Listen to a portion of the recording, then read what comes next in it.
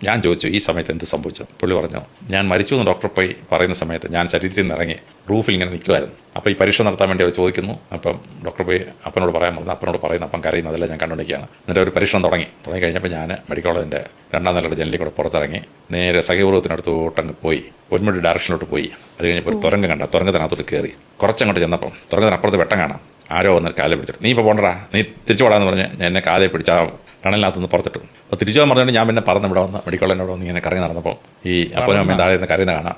ഇവർ ഡോക്ടർ പോയി വിളിക്കുന്നു, ഈ ആൾ ജീവനോടുണ്ടെന്നൊക്കെ പറഞ്ഞ് വിളിക്കുന്നു. ഡോക്ടർ പോയി പറഞ്ഞ് കുറച്ച് കഴിഞ്ഞ് ഡോക്ടർ പോയി വരുന്നു. അത് കഴിഞ്ഞപ്പോൾ ഞാൻ എൻ്റെ ശരീരത്തിൽ കയറി. പിന്നെ കുറച്ച് കഴിഞ്ഞപ്പം അങ്ങ് ജീവൻ വീണു. നമുക്കത് ഈ അനുഭവങ്ങളും ഈ സാക്ഷിമൊഴികളും നമുക്ക് വിശ്വസിക്കാൻ പറ്റില്ല എന്നുള്ളതാണ് കാര്യം. ആക്ച്വൽ കേസ് റിപ്പോർട്ട് അറിയാതെ നമുക്ക് എന്താണ് അവിടെ സംഭവിച്ചതെന്ന് അറിഞ്ഞൂടാ. അപ്പോൾ ബേസിക് ആയിട്ടുള്ള സയൻസ് ലിറ്ററസി മാത്രമേ ഇങ്ങനെയുള്ള കാര്യത്തിനകത്ത് ഒരു സൊല്യൂഷനായിട്ടുള്ളൂ. സയൻസ് ലിറ്ററസിക്ക് വായന തന്നെയാണ് ഏറ്റവും ബെസ്റ്റ്. ഏറ്റവും വെറുതെ പോപ്പുലർ സയൻസ് സാധനങ്ങൾ മാത്രം വായിക്കാതെ ഡീറ്റെയിൽഡായിട്ട് ഇതിനെപ്പറ്റിയൊക്കെ മനസ്സിലാക്കിയാൽ മാത്രമേ നമുക്ക് ഒരു ക്ലിയർ കട്ട് അണ്ടർസ്റ്റാൻഡിങ് ഉണ്ടാവുള്ളൂ. ഈ പറഞ്ഞ ആത്മാവ് അതുപോലെയുള്ള അന്ധവിശ്വാസങ്ങളിൽ നിന്നൊക്കെ പുറത്തു വരാൻ പറ്റുള്ളൂ എന്നുള്ളതാണ് പറയാനുള്ളത്.